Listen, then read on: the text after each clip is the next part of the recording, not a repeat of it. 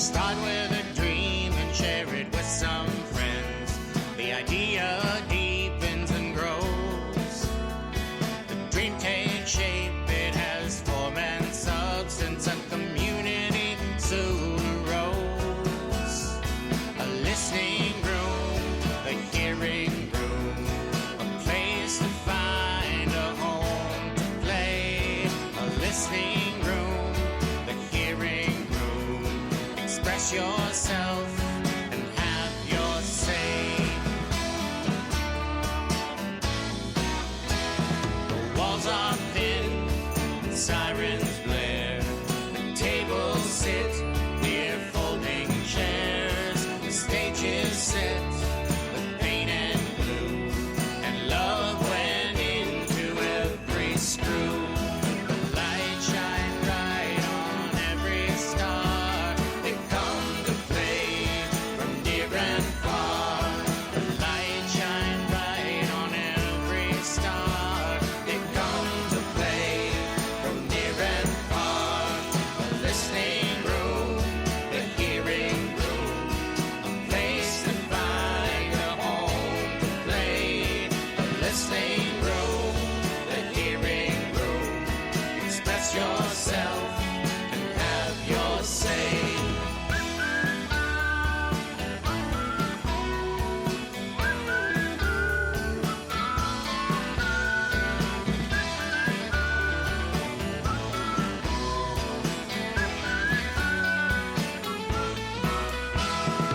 Hearing room, a listening room. You're welcome here, so have no fear. The hearing room, the hearing room.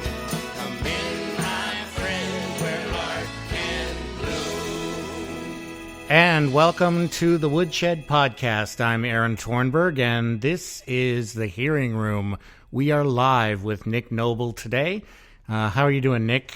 I'm doing fine, Aaron. Thanks for having me on your podcast. Yeah, no problem. Before we get into it, I wanted to talk a little bit, and then we'll introduce our other guest. It's your show. You can talk all you want. I know, and I've been on your show, and I know you do the same. So, Sometimes too much.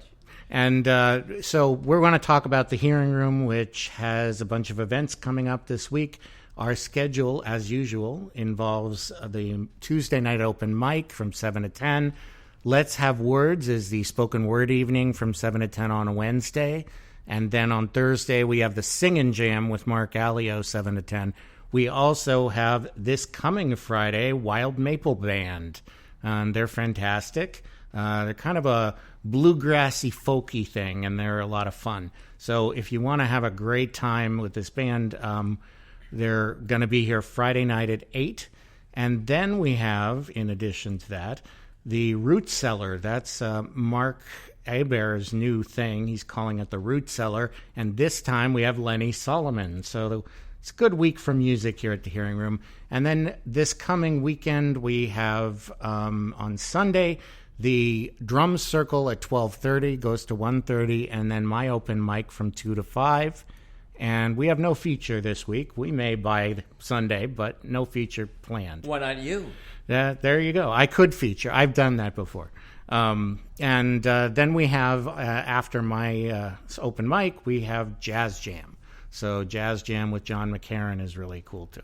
And we do want to mention our friends at University Music in Lowell. They're at 1717 Middlesex Street, and they are a fantastic little music store. So all the musicians out there, if you want to buy a local and you happen to be in Lowell, this is the place to go. It's a really hard-to-find place almost because it's in a plaza, but it's great once you get in there. It's much bigger than it looks, too. And you got to try a guitar before you buy it. Don't buy online. That's just a mistake all around. Unless you can go to the guy's house and play it on Facebook or one of those things. So that's universitymusiclowell.com.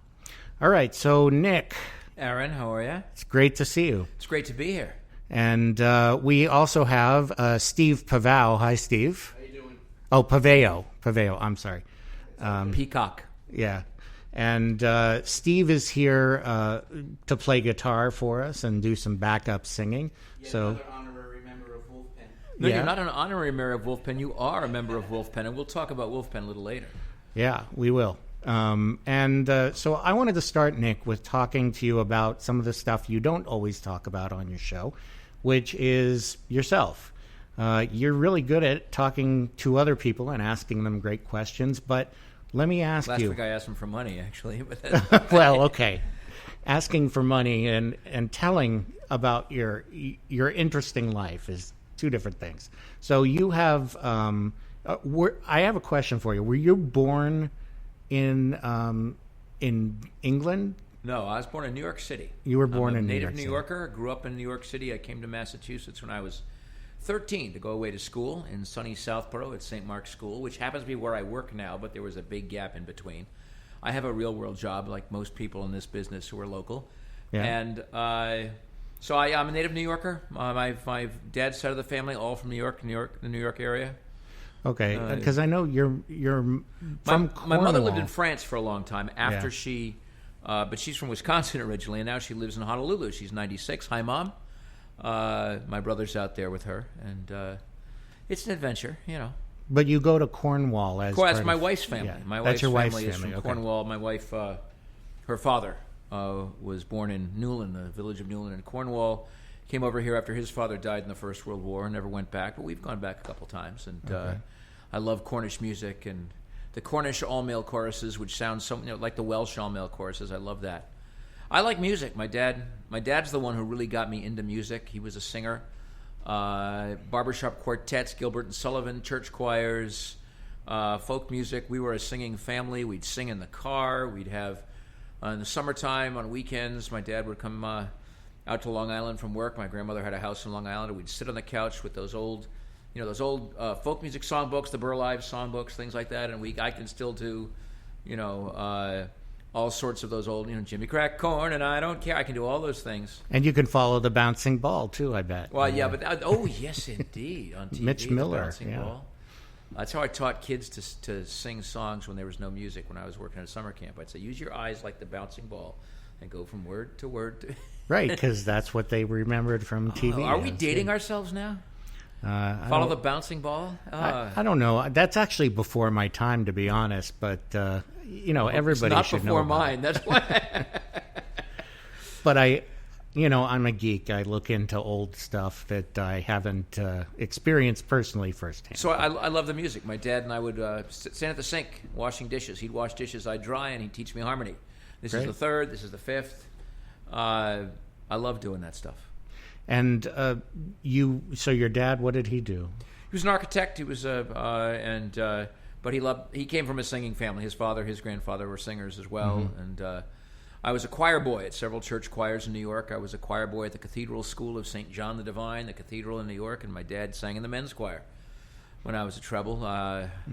Went away to school to St. Mark's in Southborough and sang in the choir and glee club there. Sang in a sort of a folk group in college, like the New Christie Minstrels, one of the last of the college. 2 guitars, stand-up bass, and maybe a few other instruments occasionally. When I joined the group, they took a look at me and said, "You look like a bass player. You have to learn how to play the bass." I am, as I have told many people, the second worst bass player in the history of the world. Well, is that a compliment to say you look like a bass player? I have That's no the idea. question. But I played the bass. My friend Eric Luskin, who's with both the Maple Street Project and Side Street, 2 bands, and records with our friend Doug Kortler. Yeah. Eric was the lead guitarist when I first joined that band. So it's been a long time, a lot of singing. Yeah, and you get a lot of practice singing on your show, I'm sure. And What I've started to do lately, last few years, is what I've always loved. I guess it's the Pete Seeger tradition, getting people to sing along with me. Mm-hmm. And some of the songs, we'll be doing some songs tonight, most of them or all of them are designed for that purpose. And I performed here doing that. right. A couple of times here at the Hearing Room in beautiful Lowell, Massachusetts, 119 Chelmsford Street in Yes, Lowell. it is.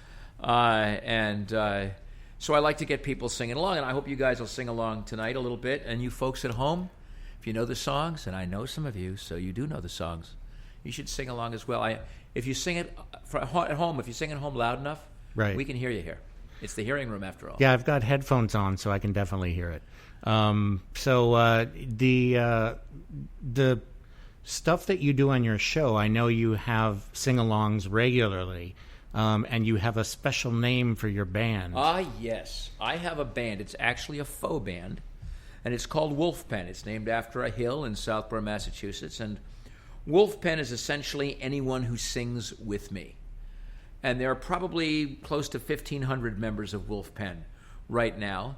A couple of whom are here with me in this room. Aaron, you're a member of Wolf Pen. You've sung along. Steve, you're a member of Wolf Pen and one of Wolf Pen's great guitarists. It was actually started by my friend Mary and me, and later added on Sandy Hadd and others. I was doing my holiday show. Oh my goodness, this is several years ago. Yeah. 8 years ago, 7 years ago, I guess. Doing my holiday show, and my friend Mary and I, we'd been to at the Maritime Festival. We thought we should have a maritime Christmas songs. We found this absolutely horrid song called "Ode by a Christmas Pudding at Sea," and the two of us learned it and we sang it. We needed a name for our band, and I credit her with the name Wolf Pen, the hill in Southborough where the old Southborough School used to stand, and we performed it. I promise never ever to perform that song again.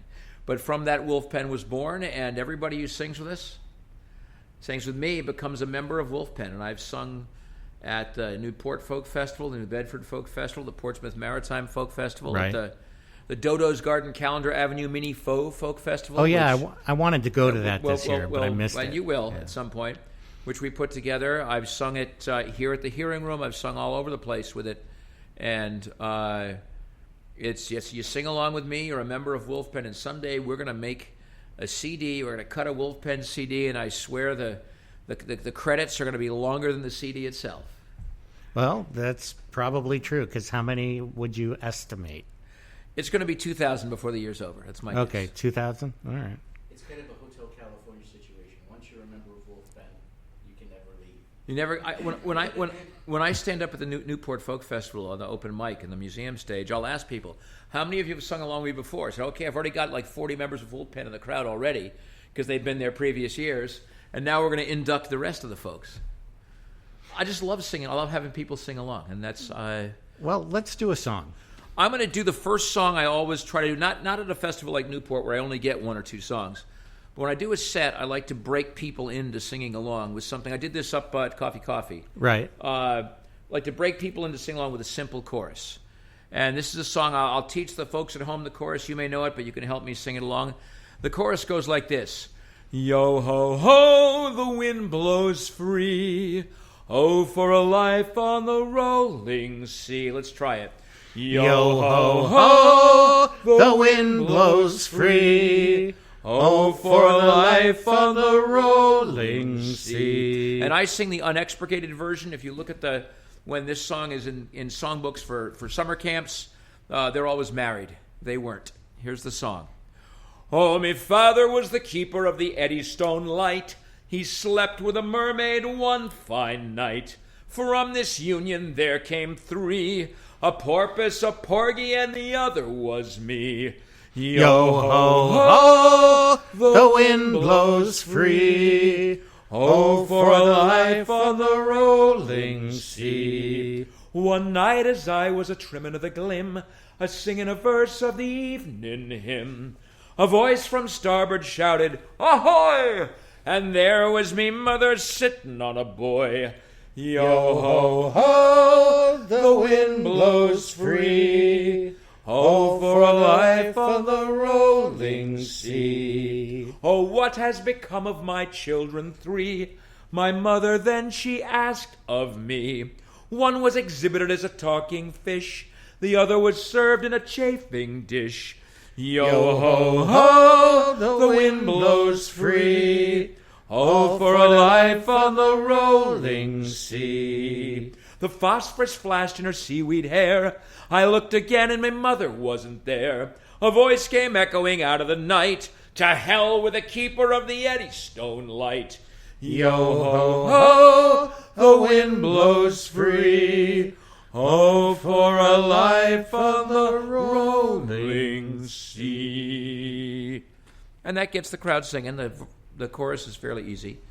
And then, wild applause. But when I'm singing with a bunch of people who know how to sing along and are familiar with tunes. Then I sing a song.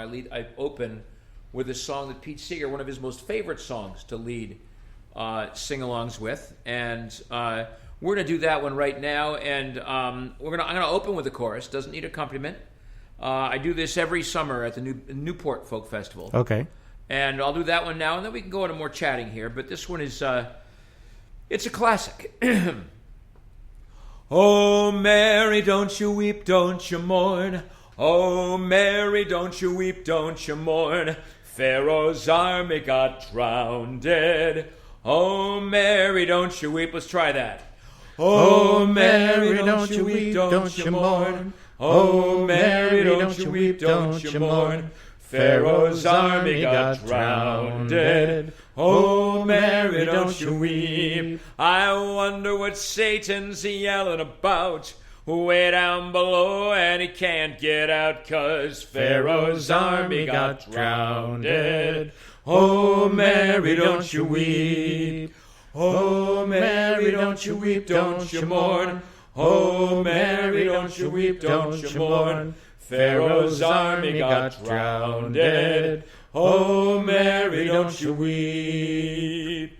God sent Noah a rainbow sign, promised a fire, not a flood next time after Pharaoh's army got drowned. Oh, Mary, don't you weep. Sing along at home. Oh, Mary, don't you weep, don't you mourn. Oh, Mary, don't you weep, don't you mourn. Pharaoh's army got drowned.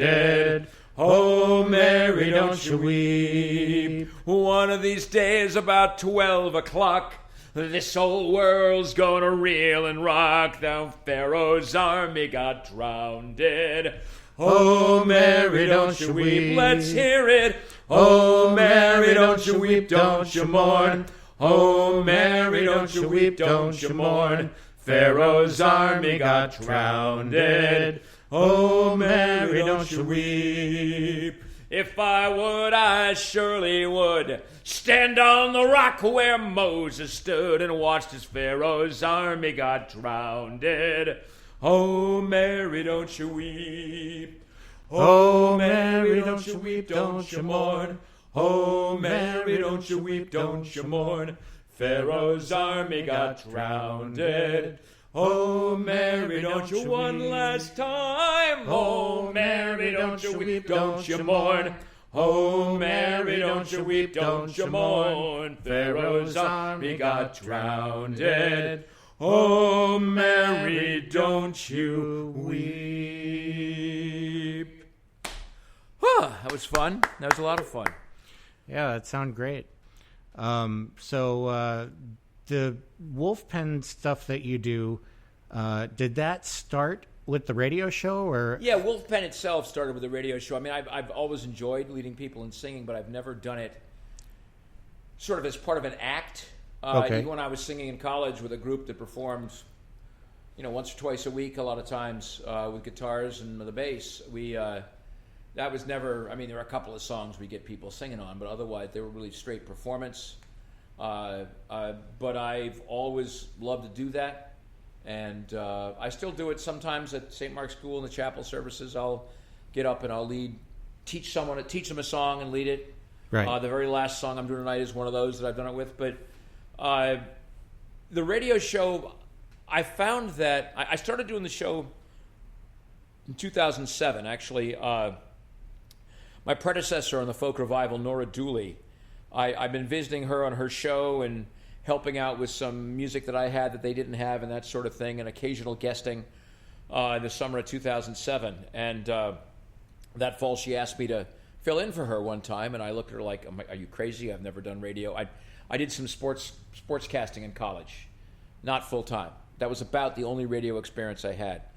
And at WICN out of Worcester, which is where I am, you're pretty much your own engineer at night. It's you. Right. And I'd never done any of that. So I did my very first show I actually did with Nora standing over me, showing me what to do. And then a couple of weeks later, she went away, and I had the show. I look back on those two shows, and they were awful. But a few weeks later, she said, I've got a new job, and I can't, it's in Boston, and I can't, be working here till late at night, and then whatever, and you want to take over the show. And I looked at her, I said, well, isn't that really the station manager's call? And the station manager called me in, and we talked, and I was given sort of a 6-month probation to do the show. Okay. And after about 6 weeks, he told me, you have the show. And I've been doing it ever since. This coming Thursday is my 600th show as host of the Folk Revival on WICN. And I'm looking forward. Matter of fact, both of you, Steve and Aaron, will be there. And among a cast of another probably a dozen acts. And everybody's going to do a couple of songs live, and we'll chat and move through. It's going to be a lot of fun. And what calendar year was it again, did you say? I started in 2007, but 2008 was when I full-timed it. Fantastic. And then I've gone through and I've looked at all, and I've also subbed on other shows. I've subbed on the Soul Show 5 or 6 times. I actually love doing that. I subbed on the Bluegrass Show 5 or 6. I even did a jazz show twice. And there's also an Americana show. I did a couple of those, more modern stuff. I mean, although I do my share of modern stuff, but I've done 600 folk revivals, and it's kind of fun. I'm going to have, like I said, 12 different acts coming on this show coming up, and then in addition to that, have a little conversation with a gentleman who was a live guest on my 400th show. Couldn't be a live guest for my 600th, so I have a pre-recorded interview with Tom Rush, and it's going to be a lot of fun. That is cool. He just played, I think, Beverly or something. He's all through New England this month. Yeah. And he and I are, he's been on my show. I've interviewed him by phone probably a half a dozen times. I like to give him a little grief because he and I went to rival high schools, several years apart, but still. Yeah. Well, I wanted to ask you also about, you've done a lot of scholarly work relating to folk music. Thank you for calling it scholarly, but yes, I have done a lot of research. Sure. Yes.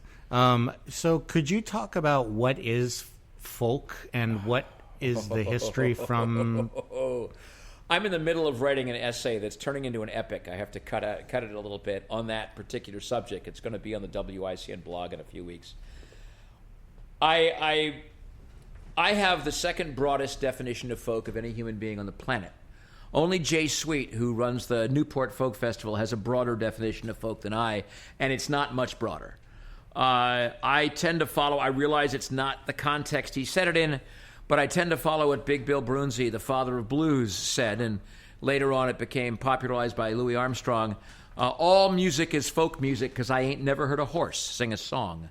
And I'm one of these people who said if you can trace that song back to its roots, no matter how you play it or how you perform it, there's a folk element. Yes, obviously, I like acoustic guitars and acoustic basses, and I like the banjo, and I like those instruments. Tom Lehrer once joked that a piano really isn't a folk instrument, although I've heard it done, folk music done beautifully on it. But to me, there are very few exceptions to that. I'm still not quite sure that electro or techno music really fits the description of folk. And I used to have an issue with ABBA, except that Fernando sounds like a folk song sung by a pop group. So there are all sorts of things that I'm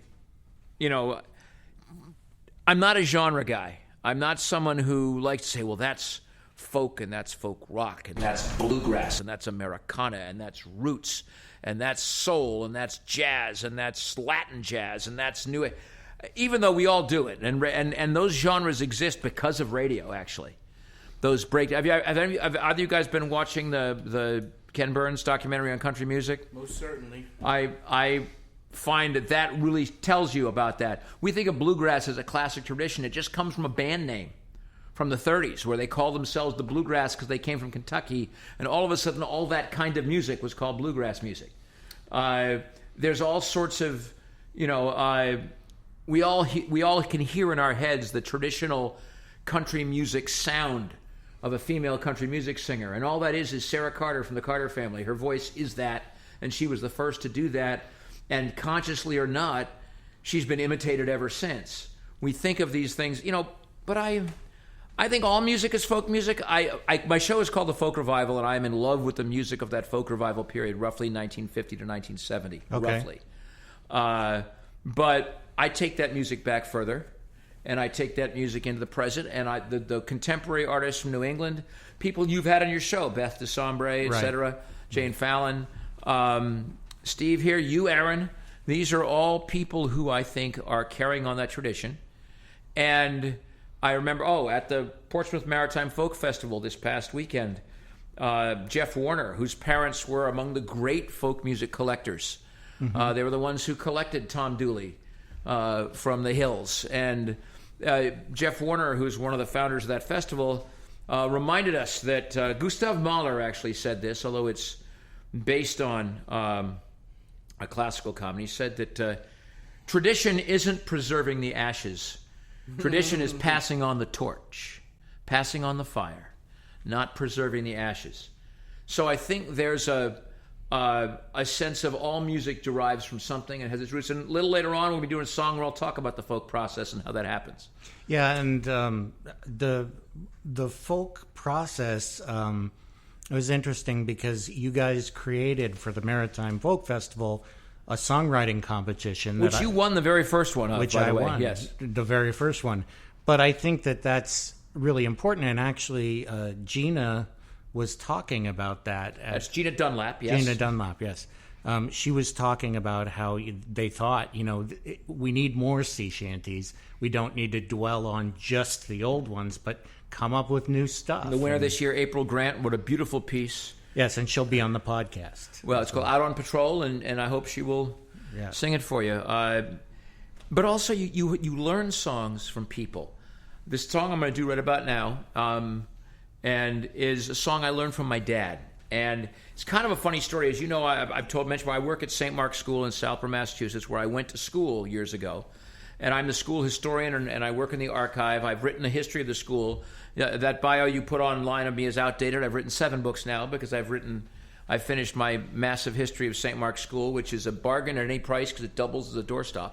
Okay. And I used to love going through all the old yearbooks. One of my favorites was the 1937 yearbook, which was full of all these poems written about each individual senior.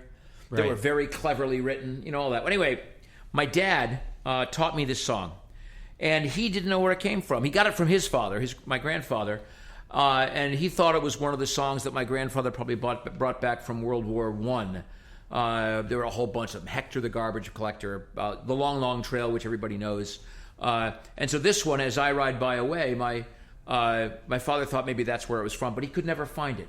And when Google appeared, I went hunting for it, and I couldn't find it anywhere. Wow. And it was so frustrating. Well, in September of 2015, my dad passed away. And so I've been up in the attic of my grandmother's house cleaning it out, and I came across this wooden chest that belonged to my grandfather, his father. And most of it, when I opened it up, was full of his old law books. He'd been a lawyer. But on top were some folders, and I opened one folder, and there was a piece of sheet music, As I Ride By Away by James Kernoken. And I'd never heard of Kernoken, and I go, oh my God, there's the song. I now know who wrote it. And so I looked up Kernoken, and he's on Google because he was a prominent New York attorney, and he was a professor at Columbia Law School where my grandfather went, so maybe that's how he found the song. The dates are about right. And then I saw James Kernoken, St. Mark's School class of 1937. He wrote all those poems that I had been looking at for years, and I never knew that the song I'd been searching for. So I love this song. It's kind of a cautionary tale. Okay. Could I have... As I ride by away, away, as I ride by away, the folks I see all laugh at me. As I ride by away, away, as I ride by away. That chorus is the last line. As I ride by away, away, as I ride by away. My mother's sore, my wife is cross, my children nag me too. Such misery, it's plain to see. There's just one thing for me to do. There's just one thing to do. So one fine morn I saddle up Bess, 'cause I've made up my mind. With a can of beans and my Sunday jeans and my old guitar strapped on behind. My old guitar behind. As I ride by away, away, as I ride by away. The folks all smile with every mile as I ride by away, away, as I ride by away. As I ride by away, away, a dusty mile and long. I stop a while to drink my fill and sing myself a song, and sing myself a song. Then all at once up rides my wife upon her piebald mare. She comes to me, all tears is she. With sobs and sighs she fills the air. With sobs she fills the air. Oh, husband dear, don't leave us now. We'll die without you, sure. You'll be a king and want nothing if you'll come home once more, once more. If you'll come home once more. She swore she would be good, you see, my heart she did beguile. So easily deceiving me, it must have made the devil smile. It must have made him smile. As I ride home again, as I ride home again, the folks all sigh, 'cause they know why. I'm riding home again. I'm riding home again. My mom's still sore, my wife's still cross. I've got more children too. And now you see they've sold my horse. There's nothing left for me to do. There's nothing left to do. But one day I'll ride by away. Oh, I'll ride by away. When that heavenly mare takes me up there, then I'll ride by away. Then I'll ride by away. I sang that last verse at my dad's funeral. I love that song. We used to sing it together and argue over who was going to sing the melody, who was going to take the harmony. I love that song. A lot of fun. And you get people to sing along. Yeah, it sounds great. And it's a great story about discovering the music years later. Well, I think that's part of the discovery is exploring music, and that's why I think all music is folk music. And I'm willing to debate certain types of music or certain that sort of thing.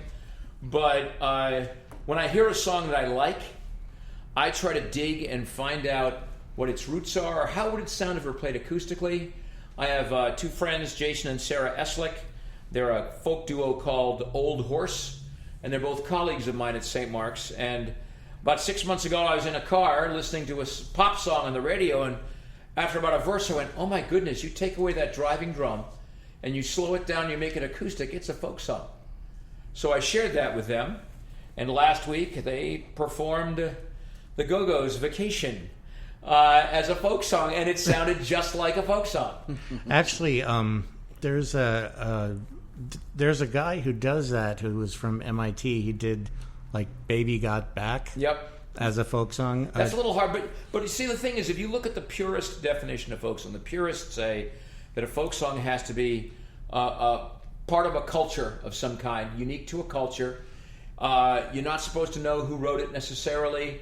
It's got to be old, though what old means, they always say, well, it could be 20 years, it could be 200 years. It's got to be easily singable or sung a cappella.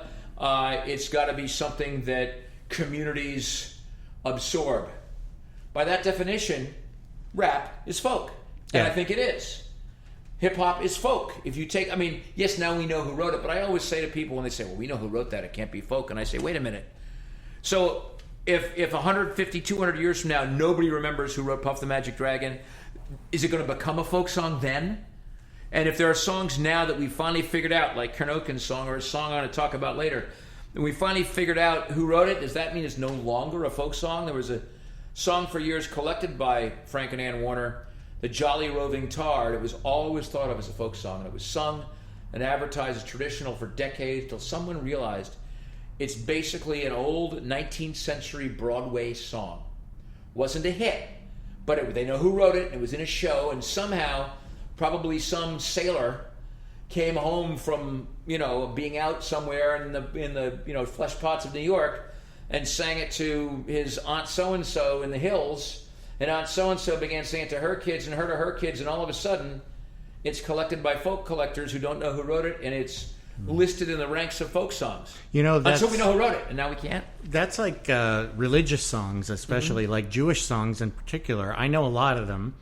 And the Jewish songs, you don't always know who wrote them because you sing them in the synagogue, or you sing them to kids or with kids, and you don't say, oh, this song is by, you just sing it. Even in churches where sometimes the hymns list who wrote them, Right. What the hymns really list are the people who turned them into hymns. Right. Which is pretty amazing. But I've written about this you mentioned my book before we went on the air. I've written 7 books. 6 of them are institutional histories. So I've written the history of baseball at Trinity College. I've written, I wrote a biography of a 19th century millionaire. I wrote about a history of the town of Southborough, Massachusetts, a 2-volume history of a summer camp for inner city kids, history of St. Mark's School.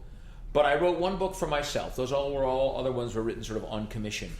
Okay. The 1 book I wrote for myself is called Number 1, and it's a history of the folk revival period, roughly 1950 to 1970. But it goes before that, what went before, what went after, and it uses as its lens probably my favorite group of that period, the original Highwaymen. No, not Chris Christopherson and Johnny Cash and Waylon Jennings and Willie Nelson. They were a supergroup later on, who the original Highwaymen actually sued and won.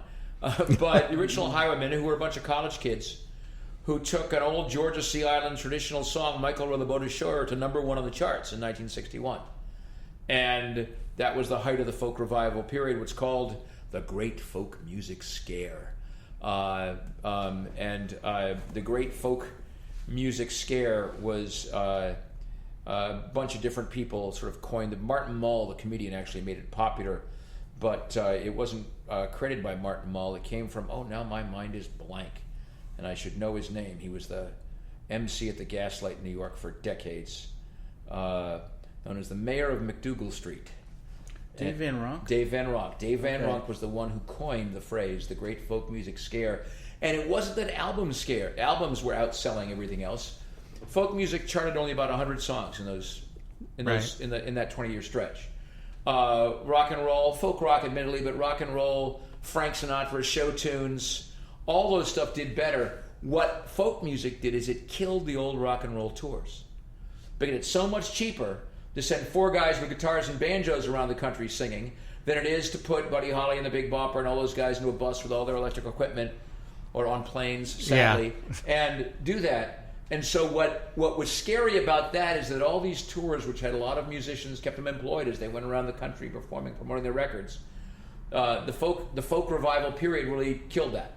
Yeah, and rock did the same thing for big bands, right? That was cheaper and then cheaper yet. And the younger people wanted to dance to it the way they wanted to dance to big bands back in the 40s, So the book is called Number 1, and it follows the history of the Highwaymen, but it focuses on that. And I loved writing it. I interviewed those guys. Only 2 of them are left, sadly. But I got to know them all and spent a lot of time with them, and it was lovely. And there's a lot of sing-along element to folk songs, which is why I like it too. So how did you get into folk music? Was it just because of your dad, or? Well, I mean, not just because of my dad. Actually, my uncle went to Wesleyan University with the Highwaymen, so he would bring albums home. My brother, who's 10 years older than I was really into those folk albums, so he'd bring them. They were the albums he'd listened to back in 1958 to 96 when he was 12, 13, 14, 15 years old. He'd bring the singles home. Tom Dooley, or we get Lemon Tree by Peter, Paul and Mary, that kind of thing. And so those really, but I spent a lot of time, when I was in college, I sang in a group that really dealt with folk music. One of my favorite songs I did in college, a song called Julianne, which was originally, it sounds like an ancient old folk tune, but it was written by Randy Sparks, the guy who founded the New Christy Minstrels, and they first recorded it. And I've sung it since then with a number of different people. Right. I'm not singing it tonight, but so we sang that kind of stuff. But then after college, I was in church choirs, and I was not doing a lot of singing until really I got bit by the bug when I was still, before I even did the radio thing with the Highwaymen. I met them, I encountered them at a concert I went to, and that sort of snowballed into the book. Meanwhile, I was meeting Nora Dooley, and I was getting the folk revival gig, and I didn't know it would last 12 plus years, right? Which it has, and 600 shows as of this coming Thursday. That's pretty impressive. So, there's a lot of folks on that station, by the way, have a lot more than 600 shows under their belt. But I always think of them as the pros, and I'm just the delightfully fortunate amateur. Yeah, and you've had a lot of people on your show as well. Did the others do that as well, the jazz and blues? They have some, yes. One of the things to remember is that jazz and blues in particular, their instrumentation usually takes a little more room. Yeah. Though we've done them in our Performance Studio 50, which I know you performed in. Steve, Right. you performed in as well. Right. New, actually, isn't it? So, Huh? Isn't it new, relatively? Well, it's always been there. It's just it's finally what it's supposed to be. Yeah. And Performance Studio 50 Portland Street in Worcester is attached to the studio. They've been going through massive renovation there, and I did the first live broadcast from there just a few weeks ago, promoting the Portsmouth Maritime Folk Festival. Every year I do a live maritime show, 4 hours long, where I bring in artists and we run it. To the listener, it sounds like a pub session. People just get up and sing. And actually, people should, I don't know if we mentioned, it's WICN. WICN, if you live in central Massachusetts, you can find it usually by going to 90.5 FM. If you live elsewhere, and even sometimes in the fringes of central Massachusetts, hard to find, go to WICN.org. That's Walter Irving Charlie Nutcase. WICN.org. And there's an app, too, you can get. And One of the other great things about the show is for folks out there that have Facebook, you can find the Folk Revival page on it's a group Facebook. page, yeah. It's a group page, and you can interact with Nick during his show. You also interact. I call it our online coffee house. I think my friend Peg Dixon in Kentucky coined that phrase, the online coffee house, where people from all over the country, I've made good friends from people I never met and still have never met in some cases in person. Yeah. But in cases they've come to Worcester, but they've been involved this way. You go on to Facebook, you find the Folk Revival group page during the show. There are all sorts of conversations going on.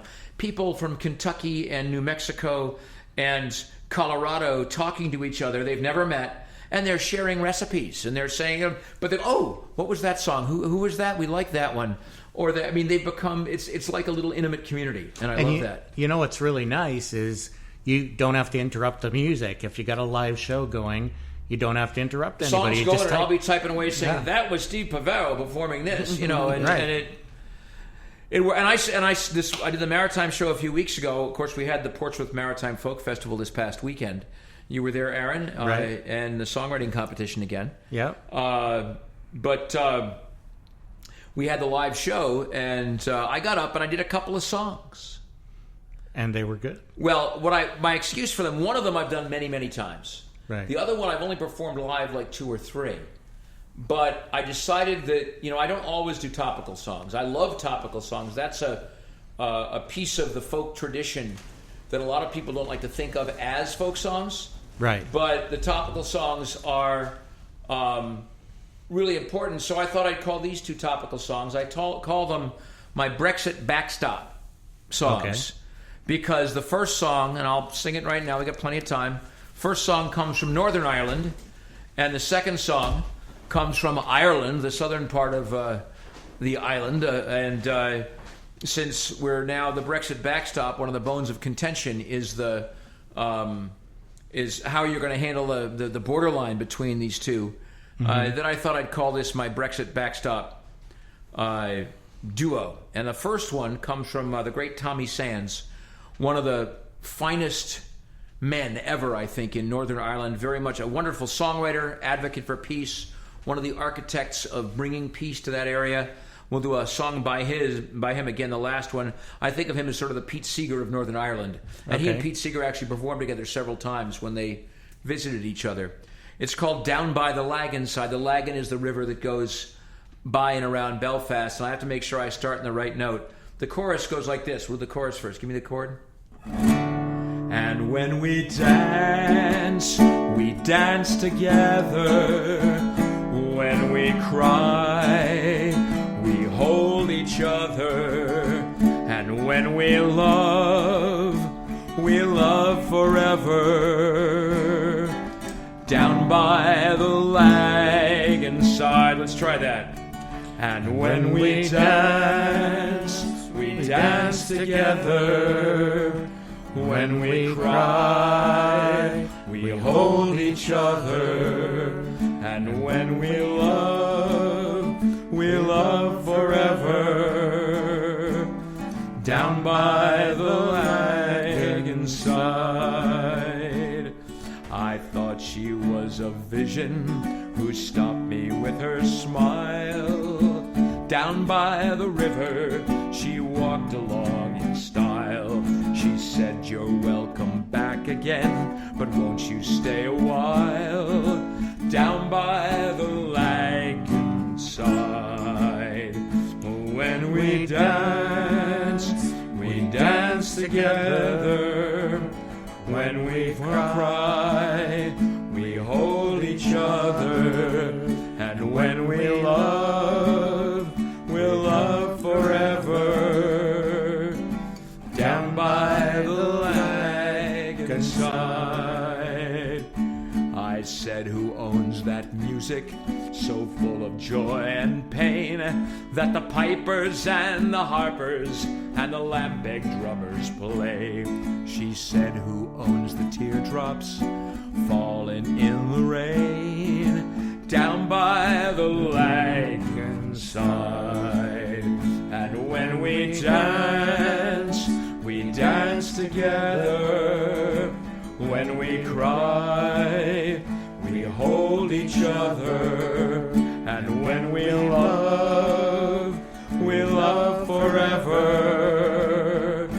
Down by the lagoon side. And do you not remember we once walked side by side when the bells of Belfast City rang harmony and pride? The past, it has been taken, but the future's yours and mine. Down by the lagoon side. And when we dance together. When we cry, we hold each other. And when we love, we'll love forever. Down by the lagoon. One last time. And when we dance, we'll dance together. When we cry, we hold each other. And when we love, we'll love forever. Down by the lagoon side. That's the Northern Ireland piece of the Brexit backstop set. The other one comes from the great Pete St. John, who wrote some marvelous Irish songs. And this is about the Liffey, the river that runs along Dublin. And for a long time, well, it was a source of income for the ferrymen. And let's see if we can get this one going, Steve. Do the chorus first? No, let's try the verse. So just give me a note. Oh, the little boats are gone from the breast of Anna Liffey. The ferrymen are stranded on the quay. Sure, the Dublin docks are dying and a way of life is gone. But Molly, it was part of you and me. Where the strawberry beds sweep down to the Liffey, you'll kiss away the worries from my brow. I love you well today, and I love you more tomorrow. If you ever loved me, Molly, love me now. 'Twas the only job I knew. It was hard but never lonely. The Liffey ferry made a man of me. Now it's gone without a whisper, half forgotten even now. And Molly, it's all over, can't you see? Where the strawberry beds sweep down to the Liffey, you'll kiss away the worries from my brow. I love you well today, and I love you more tomorrow. If you ever loved me, Molly, love me now. So now I tell my yarns, and I stand around a-talking, and hear them whisper, Charlie's on the door. But Molly, we're still living, and Molly, we're still young, and that river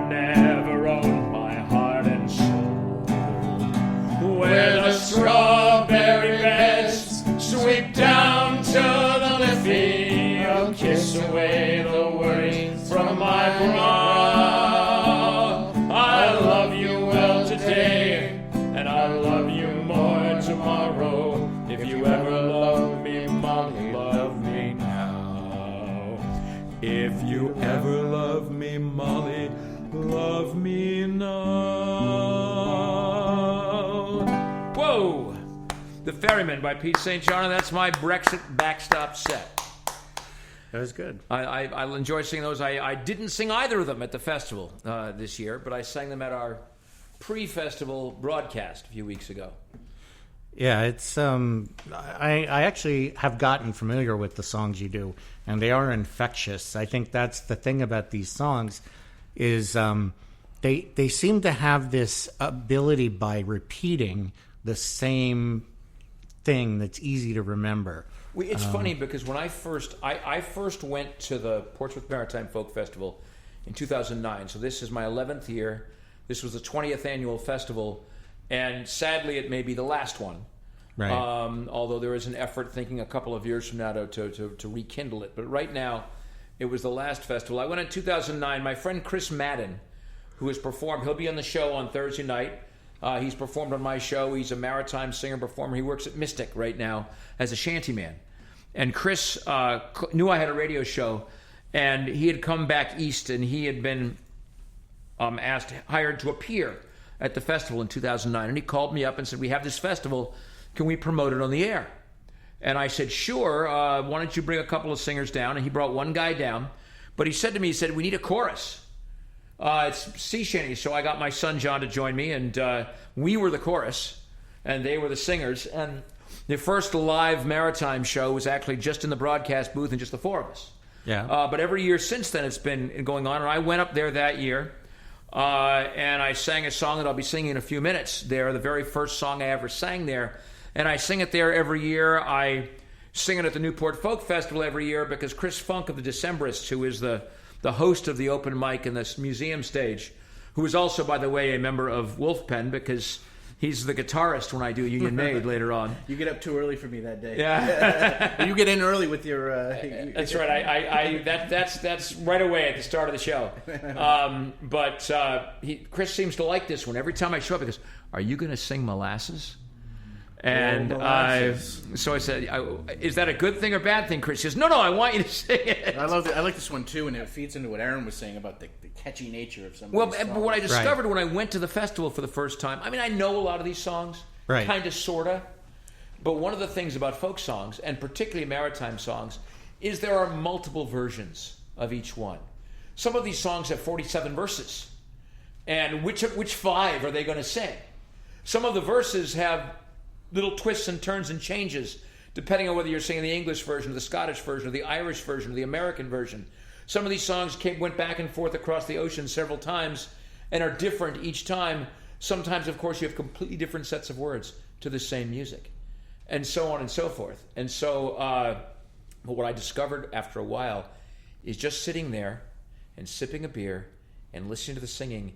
After the first or second time I pick up the chorus like that, now I'm even faster. I hear a song I've never heard before. I've got the chorus cold by the third verse. Yeah, and that's actually common at the Maritime Folk Festival. I've found that, I wrote a song and played it at the first competition and then performed it for everybody. The prize for the winner is to be able to perform it at the big featured concert that night, the winning song. So when I played at the featured concert, nobody had heard the song. They were singing the chorus. There's about 6 of us who'd heard it before, right? Yeah, but everybody else was singing it by the second verse. Once you got the second chorus. Yeah.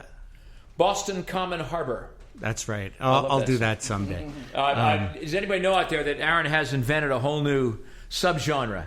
Right. It's what did you call it? The post-apocalyptic dystopian sea shanty. And he's written 2 of them so far. Two so far. I think I've charted 2 on the genre because I'm the only one who knows the genre. I think what you ought to do is write about 6 of them, put out an EP, calling it the apocalyptic. I think I should. Now the question is post-apocalyptic, has that already happened, or is that a future? It's the future. We hope. It's the foreseeable future. So what I'd like to do before the top of the hour here is to sing Molasses. Okay, could we wait 1 minute, though? You go right ahead. It's your show. And we did want to talk about the hearing room a little bit, and I did want to mention that we need members. The hearing room is supported by memberships. Those are things that people are doing. People are joining us by paying $100 a year, and participating in the hearing room as a community. We really need help to do that to stay open. So it's $100 a year, and you get to participate in all the events. You get discounts on the different concerts and different things happening here. But we need your help. So if you can become a member of the Hearing Room, check hearingroom.net to find out more information. We're going to have some Facebook ads. We're going to have some ads on our website, and we're going to have people telling you, become members. So please go to hearingroom.net, check us out. We have a lot of stuff going on, as you know, if you're listening to this podcast. And we also want to thank University Music for their generosity with the podcast and with the Hearing Room. They have donated several things.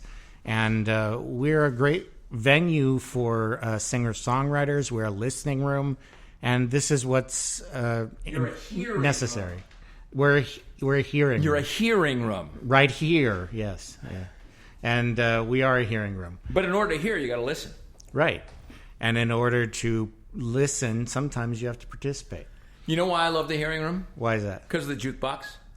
Yeah, and the jukebox was created by Mark Hebert, who fixes them and has a business that is going to be advertising with us pretty soon, Greenville Junction Shop, Junktio. The jukebox here features only local New England artists who performed here, and many of them don't have CDs, so there's recordings of songs done here. It's the only jukebox in the world where I have a couple of songs. It makes me very, very happy. Yeah, and no album. You just have I don't have an recordings. album. I just have my loud voice.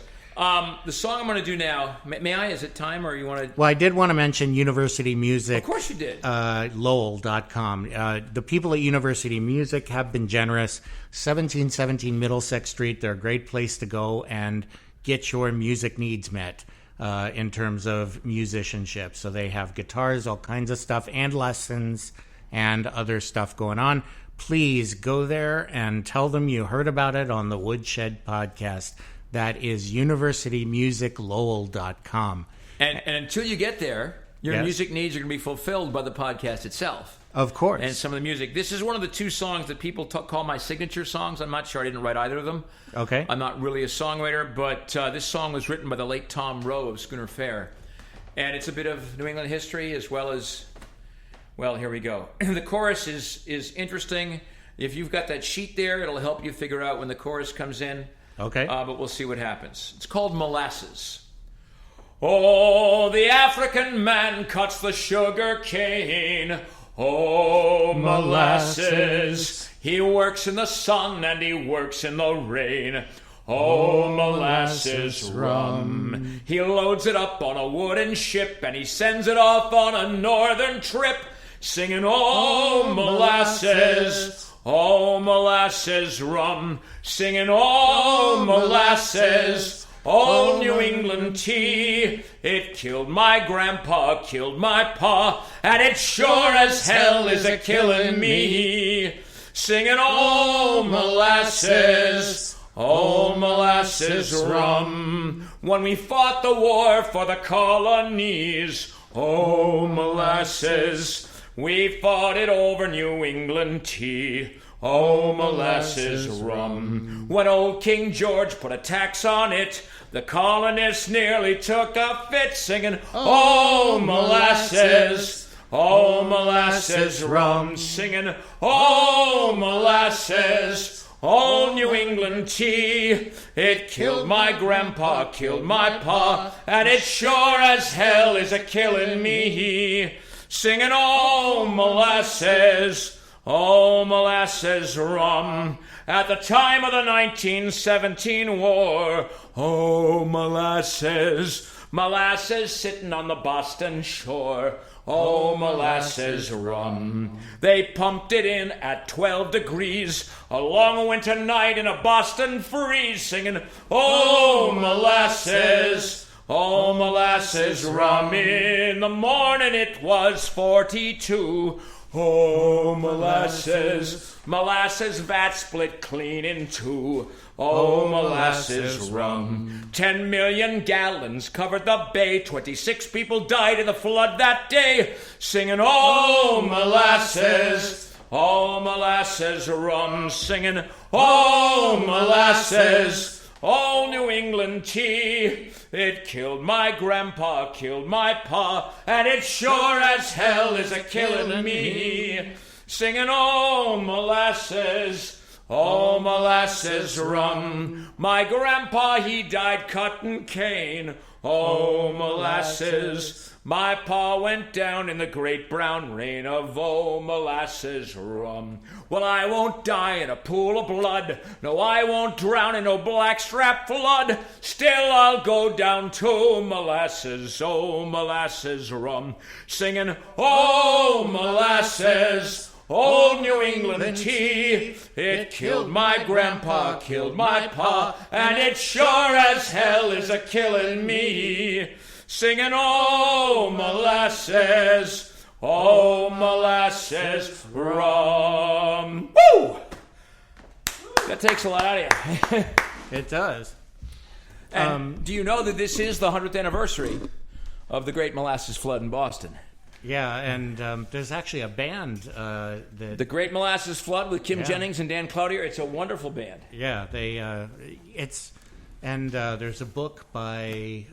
Was it David McCullough that wrote the book on that? I don't know if it was David McCullough, but there is a book. Yeah, there was about the Great Molasses Flood, which is where, tragically, molasses just killed a whole bunch of people. It flooded a whole bunch. And what's interesting is, for a long time afterwards, the myth is, of course, still today, but for a long time afterwards, in that section of Boston on a very hot summer day, you could still smell the molasses, and which just seeped into the ground. I love stuff like that. I like leading folks in singing. One of the interesting things about it, though, is that obviously if you're... I mean, it's one thing if you're at the Portsmouth Maritime Folk Festival. Right. Where 85-90% of the people there know 85-90% of the songs you're singing, and they're all highly skilled at catching up and figuring out the ones they don't. But a lot of time you're just performing. Even when I perform here, I was here at Beth de Sombre once, and you're here with people who may not know all the songs. Right. They may be musicians, they may not be, they may be friends of friends, people who show up in the audiences at our live radio broadcasts, same sort of thing. So it helps to sing songs that they know. Right. And that's really, really key. And of course, these days in particular, a lot of people simply know the songs that they've heard on the radio or from the records or the CDs or the popular stuff they've heard. And you have to, as you notice, none of the songs I've done so far are what I would call popular songs or songs that might have been played on the radio or songs that might be well known by a large audience of people because of recordings or broadcasts. Now, actually, that's interesting because I was thinking, you had mentioned a lot of artists, a few artists anyway, that you had in the Great Folk Scare, Peter, Paul, Mary, and the Limelighters. The Limelighters. Go to the Limelighters webpage, you'll find that there's an entire... They recorded an entire broadcast of a show about them that I did maybe 5 or 6 years ago. Oh, wow. And that's a feed. You could listen to the entire show on their webpage. But what is it that got them to that point? Because somehow they got the songs from Alan Lomax, who was collecting them. Right, or Frank and Ann Warner, or Cecil Sharp, or Francis Child, all those people, right. Now, do you think that still exists, that you could find these obscure songs? People do it. People do it. The problem is, what do you mean by an obscure song anymore? Because the generations that knew these songs that are hundreds of years old from word of mouth are all dead now. Right. And so what you're looking for now is, and that's why I say really the what I call urban folk, which is you get the rap music, you get the music of you get music of communities and neighborhoods. Right. A lot of that stuff is original. A lot of that stuff has something to say, and some of it's just fun. But I think your discoveries are more things about songs rather than the songs themselves. So one of my goals when I finally retire, which God knows when that will be, is to spend some time with the American Antiquarian Society in Worcester, because the American Antiquarian Society has one of the greatest collections of music broadsides from the 16th, 15th, 16th, 17th century. These big sheets that just listed words. Right. And when Francis James Child, the child ballad collector, collected the ballads, he almost never included music, just words. He assumed that people knew the tunes. Yeah, actually, I wrote a bunch of Shakespeare songs. There are no tunes that are written out in the plays. There are a few songs that Shakespeare wrote that have been. Mendelssohn wrote some and wrote. People right. have set the people music. have set them to music, but Shakespeare didn't write them. No. Different people did, so that kind of gives everybody a license to use the words and Happened write with Woody a Guthrie melody. too. When Woody Guthrie died, he left hundreds and hundreds of lyrics that had never been set to music. Right. And his family now licenses certain people to do that. Billy Bragg is perhaps the most famous of the guys who does that. Joel Raphael, who's been on... Huh? Wilco. Yeah, Wilco. Joel Raphael, who's been on my show. Of course, members of the Guthrie family, Sarah Lee Guthrie and her husband, Johnny Iron, who I've interviewed on my show before, took a whole bunch of the sort of kids' songs that Woody wrote lyrics to and put out a children's album called Go Wagaloo, which is... I have that one. which That's is a good based album. on a poem, Go Wagaloo, that Woody wrote that his granddaughter set to music. Put your finger in the air, in the air. Yeah, I got that And one. those are Bling, bling, hammer with the hammer. one of the most famous Woody Guthrie songs, Deportees, Oh, yeah? was one of those songs. It was a school teacher named Martin Hoffman who set it to music after, long after Woody had written them. I didn't know that. That's a great just one. the words, and that's the tune we know. And other people have actually done variations on that tune. But so I do a couple of semi-popular songs, and the first one, I'm going to do it now with my friend Steve here, and you're going to sing along. Okay. Is of course a John Denver classic. John Denver, a great songwriter. People forget he actually started his career as a folk singer with the Chad Mitchell Trio. And I had the song that actually Mary Travers of Peter, Paul, and Mary made it famous. I'll walk in the rain by your side and cling to the... That's a John Denver song. He actually wrote it about a girlfriend. And Mary Travers rewrote it enough so she could write it about her daughter and then her granddaughter. Right. But he originally sang that with the Chad Mitchell Trio. He also did some of the great topical stuff. There's a hilarious song I play about 3-4 times a year by the Chad Mitchell Trio. It's a mocking satire of white supremacy. It's called Your Friendly Liberal Neighborhood Ku Klux Klan. I think I've heard that one. That's and a John good one. Denver sings the lead on that. He was probably 20 years old when he did. But John Denver wrote a bunch of great songs, and of course, he's the only songwriter who has 2 official state songs to his name. Rocky Mountain High is an official state song of Colorado. Yeah. And the song we're going to sing right now is the official state song of West Virginia. Almost heaven, West Virginia, Blue Ridge Mountain, Shenandoah River. Life is old there, older than the trees, younger than the mountains, blowing like the breeze. Country roads, take me home to the place I belong. West Virginia, Mountain Mama, take me home. Country roads, all my memories gather round me. Miner's lady, stranger to blue waters, dark and dusty, painted on the sky. Misty taste of moonshine, teardrops in my eyes. Country roads, take me home to the place I belong. West Virginia, Mountain Mama, take me home. Country road. I hear her voice in the morning hour. She calls me. Radio reminds me of my home far away. Driving down the road, I get a feeling that I should have been home yesterday. Yesterday, country roads, take me home to the place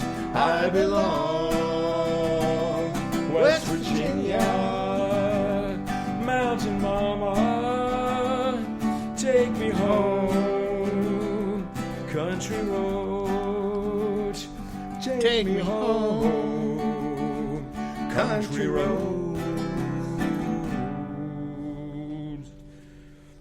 Late at night, high end of my range, but that's a song that you get a crowd of people singing because everybody seems to know it, and it's a great song for that reason. The other sort of pop song I do isn't as well known, except that everybody loves John Prine, and this is not the song that I sing every year. We'll talk about my little festival after this, if you don't mind. Okay. This is not the song that I sing every year at Dodo's Garden Calendar Avenue Mini Folk Festival. Wolf Penn does a 2-part harmony version of Paradise, and I love that song. But we're not doing that tonight because this is the one that people seem to enjoy. It's got a longer chorus, and you got to figure it out. But doesn't need a guitar either. But I love this song because, I don't know, is it a religious song? We'll see. John Prine. Woke up this morning, put on my slippers, walked in the kitchen and died. Oh, what a feeling, my soul went through the ceiling, and up into heaven I did fly.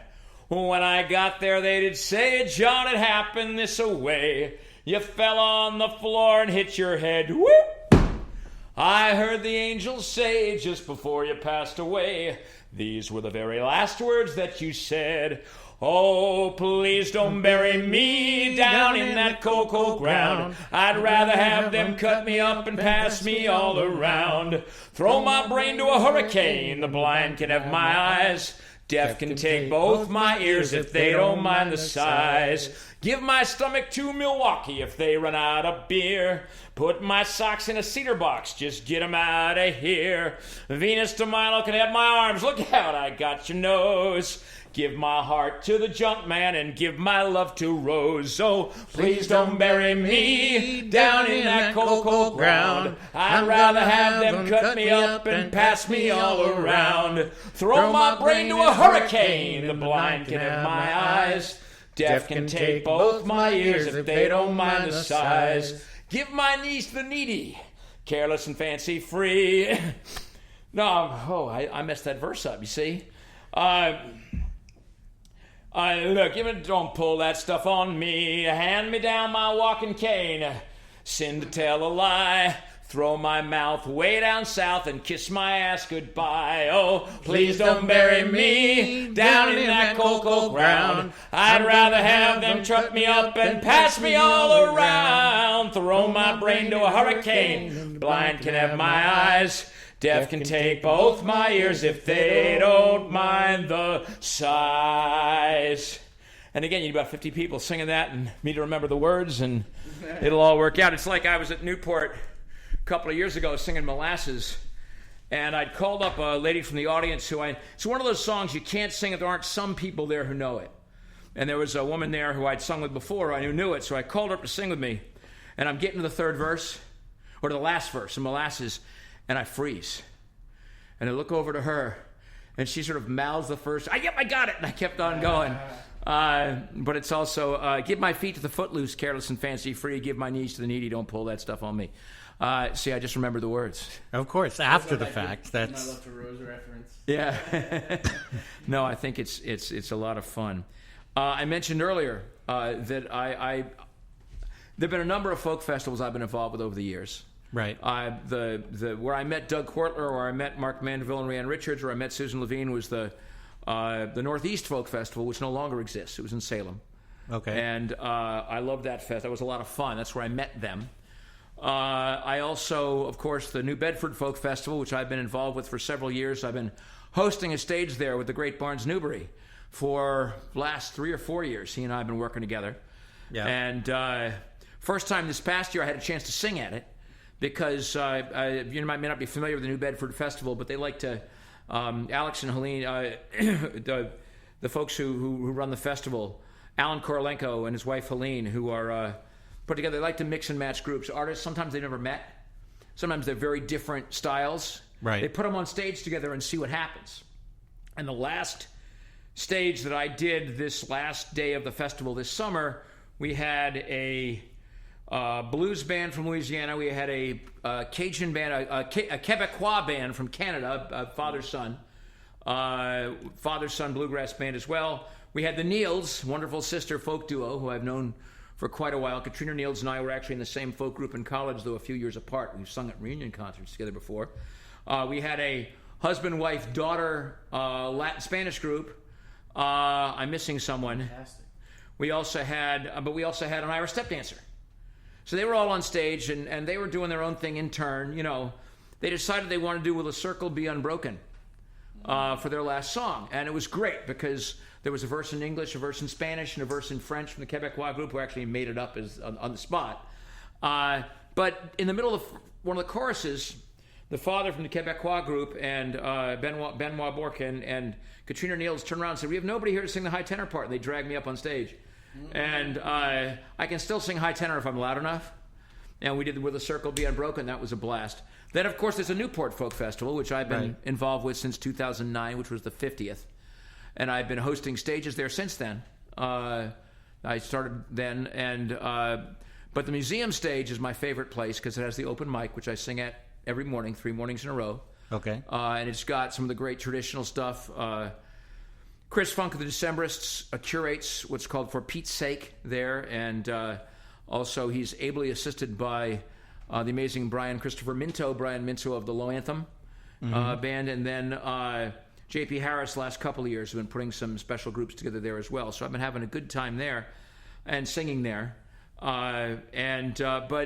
I decided I wanted something different. My friend Mary couldn't come to a folk pub sing once, and so we decided to bring it to her. So in Newport, every July, sort of between festivals, we have the Dodo's Garden Calendar Avenue Mini Folk Festival. And I invite tons of people to come. We've had... You're welcome to... You've been trying to get there for a couple of years. Yeah, I had another thing that time. And I'm going to drag you there next time, Stephen. Now, you got to point out to people that those are chords. Yes, D, D, G, C, A minor, F, F, F. It's a really bizarre chord sequence, but Amanda Maffei and Colette O'Connor have both made attempts at turning them into songs, and they're quite impressive.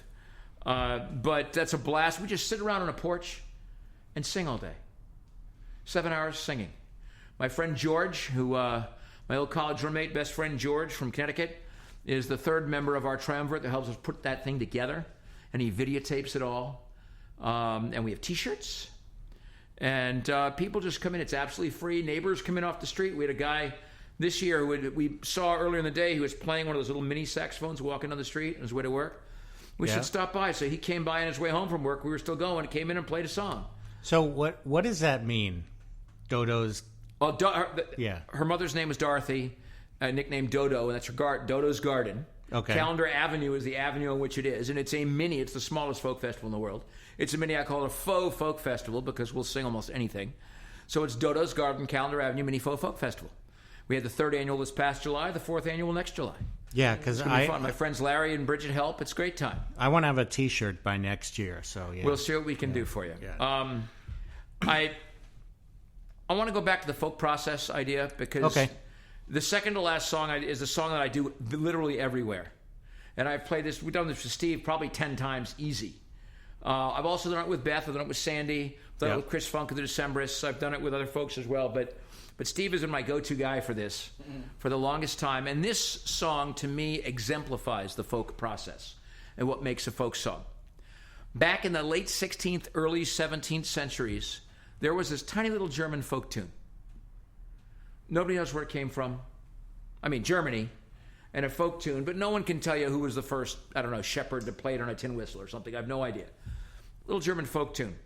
In the early 19th century, the German composer Robert Schumann took that tune and turned it into a piano piece.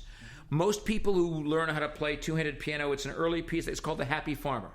Okay. And a lot of people who've taken piano lessons beyond the "On a Farm Not Far Away, There's a Little Pony," beyond that stage, who go to two-handed playing, learn The Happy Farmer. It's a very simple folk piece on a piano by Robert Schumann. It's very well known. In the early part of the 20th century, the American Music Hall took that same tune and turned it into sort of a comic number called Red Wing. Oh, the moon shines bright on pretty Red Wing. And if you really want to see Red Wing done the way no one has ever seen it before or since, watch the John Wayne movie, The Comancheros. Oh, I got to go watch it because tonight. John Wayne and Lee Marvin sing that song together twice in the film. Once drunkenly crooning on a bar, and once wildly driving a wagon across the plains. And to hear John Wayne and Lee Marvin sing the moon shines bright on pretty, it drives me crazy. But it's actually a lot of fun. Actually, Paint Your Wagon, Lee Marvin. Well, Lee Marvin sang that, and John Wayne actually did not have a bad singing voice. He sounded like John Wayne. And then. So that's where Red Wing became the most popular or least popular. It was a music hall song, a well-known music hall song in the first 2 decades of the 1900s. In 1939, Hollywood decided to take a whack at it, and they turned Robert Schumann's Happy Farmer into Dorothy's theme in The Wizard of Oz. As she trips gaily down the Kansas pathway, you hear dum-dum, dum-dum, dum-dum, dum-dum, dum-dum.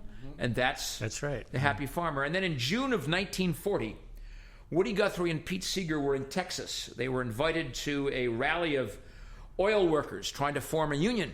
And some union busters appeared at the back of the hall with their long coats with their clubs inside. And the head of the union said, you guys better start playing. We got to get some music going because if it starts to get too violent, we're in trouble. And they sang.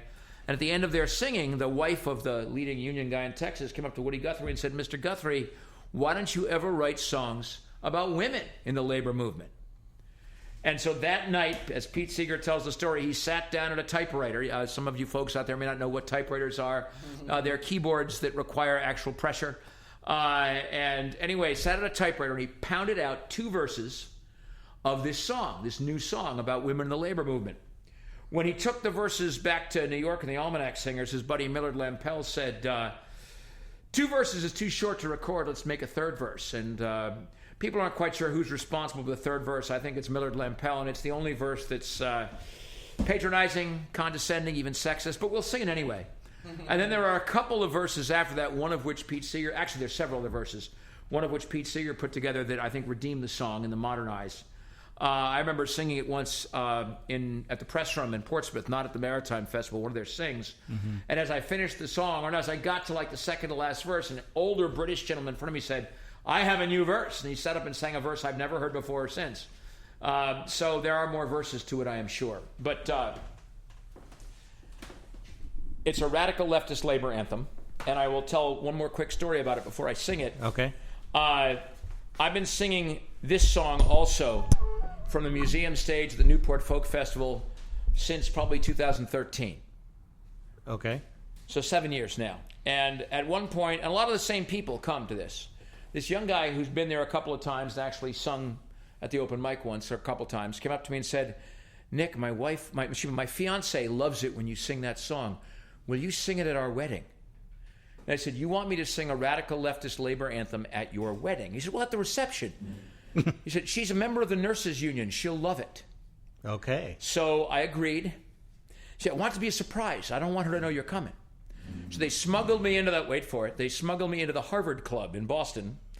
And there's the reception, and I get up on stage, oh my God, it was a surprise. And I sing this song. And everybody's singing along. I actually eventually got the bride and groom up on stage to do Woody Guthrie's This Land Is Your Land with me at the end, too. But I sing this radical leftist labor anthem in the Harvard Club. There's 2 guys sitting in the back of the hall, narrow ties, arms folded, looking very upset that I'm singing that song. And about 3 weeks later, the Harvard dining workers go on strike. So I take a certain amount of credit for that influence. Could I please have a C chord and a G note? There once was a union maid who never was afraid of the goons and the ginks and the company finks and the deputy sheriffs who made the raid. She went to the union hall when a meeting it was called, and when the company boys came round, she always stood her ground. Oh, you can't scare me, I'm sticking to the union. I'm sticking to the union. I'm sticking to the union. Oh, you can't scare me, I'm sticking to the union. I'm sticking to the union till the day I die. This union maid was wise to the tricks of the company spies. She'd never be fooled by company stools. She'd always organize the guys. She'd always get her way. What struck for higher pay?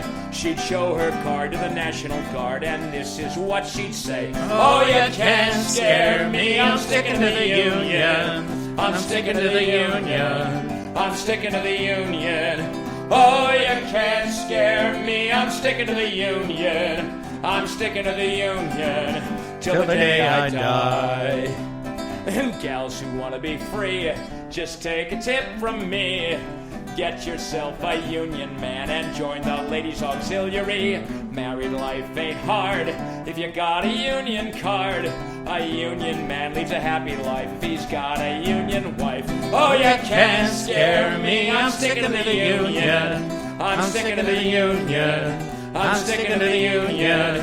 Oh, you can't scare me. I'm sticking to the union. I'm sticking to the union till the day I die.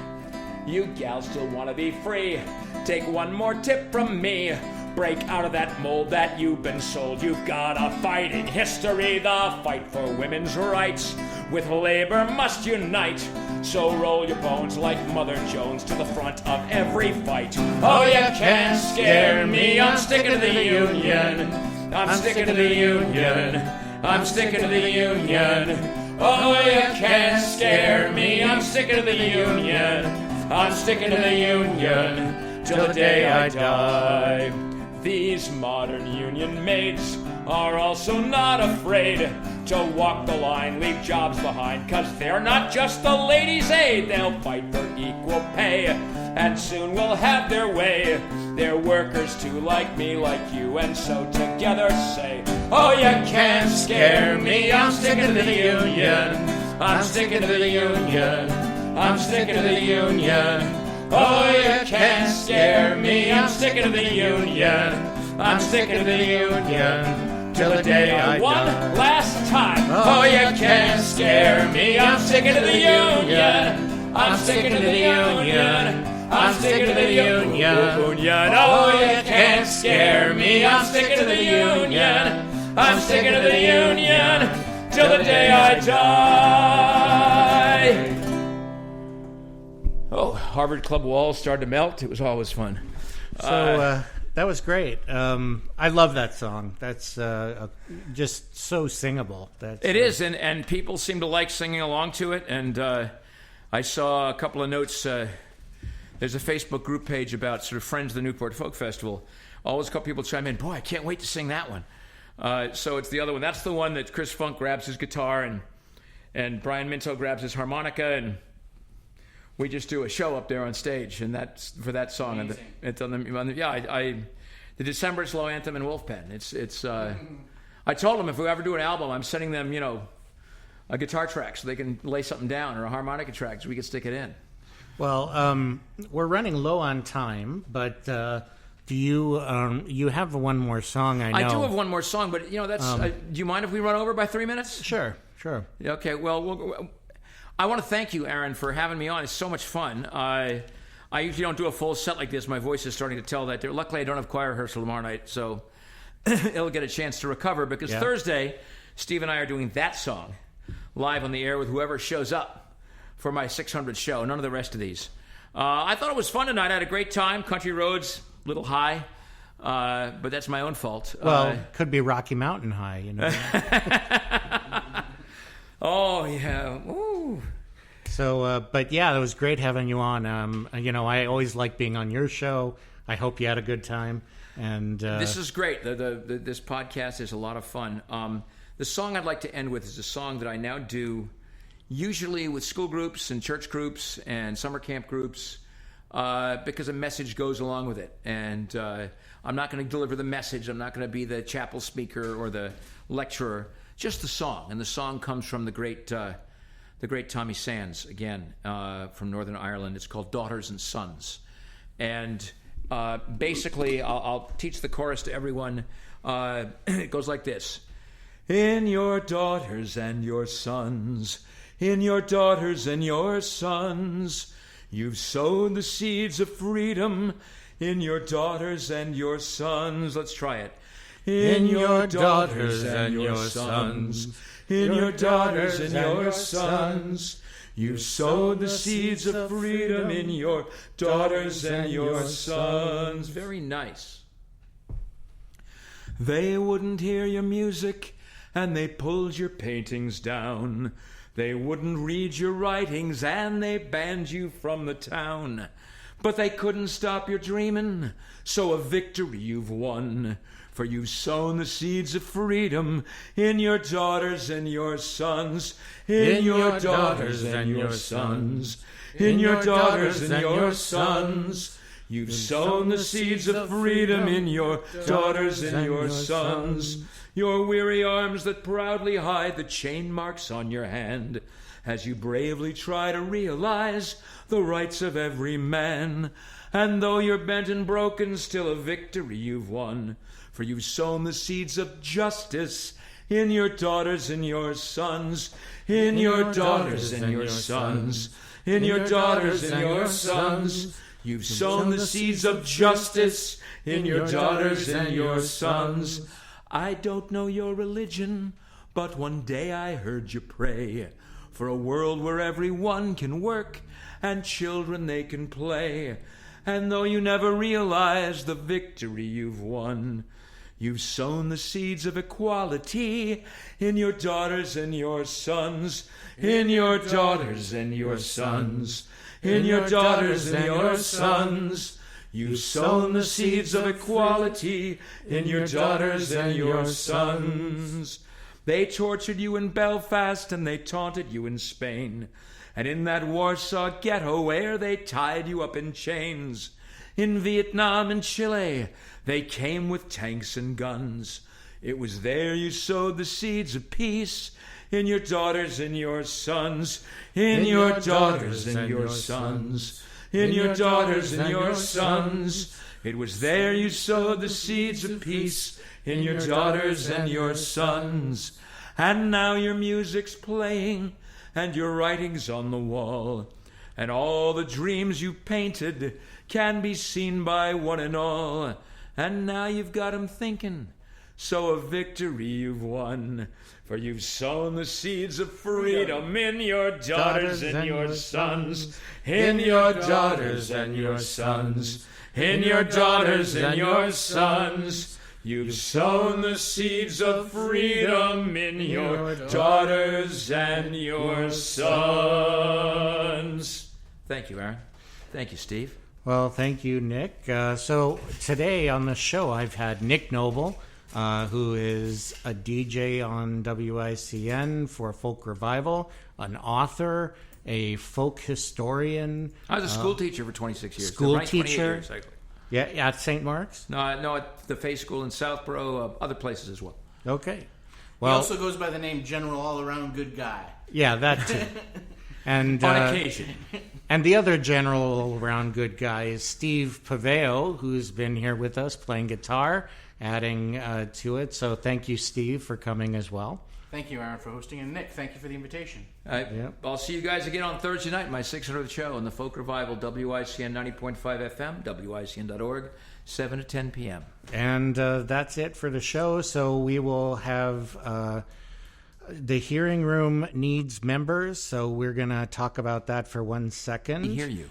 And we need you to go to our website, hearingroom.net, find out why you should become a member, learn about us, and you can check out our events. We have a lot of stuff going on. As I said, our regular events, Sundays is all-day music, drum circle, open mic, jazz jam, lots of stuff. And then we have on Monday night, I do the podcast at the Hearing Room, but we also have a blues jam once a month. So I pre-record the podcast for the blues jam. So that is the second Monday of the month. And then we have Tuesday open mic, 7 to 10. We have Wednesday Let's Have Words. That's our spoken word evening. Also 7 to 10 on Wednesday. 7 to 10 on Thursday is our, although you'll be listening to Nick's show this week, but Thursday we have our singing jam where everybody comes together, and we have like 20 guitars in the room, and everybody plays together. We put the words and the chords on the screen. Follow the bouncing ball. It's Follow the Bouncing Ball. And it's a lot of fun. It's a very social event as well. And then we have different stuff on Friday, Saturday, and that's our week. So every week we got stuff going on. You should check out the Hearing Room, hearingroom.net. And you should check out University Music at universitymusiclowell.com. And that's it for this week. And we will hopefully have you tuning in next week to hear us when we have Colette O'Connor on the show. One of my favorite people. And she will be here, that's, what's that date? October 6th or 7th? What is Monday? Let's see, that is the 7th. So that's going to be Colette O'Connor next week on the show. In the meantime, have a great week and enjoy other episodes of the podcast if you like as well. They're all available right here. So enjoy your week. If you start with a dream and share it with some friends, the idea deepens and grows. The dream takes shape, it has form and substance, a community soon arose. A listening room, the hearing room, a place to find a home to play. A listening room, the hearing room, express yourself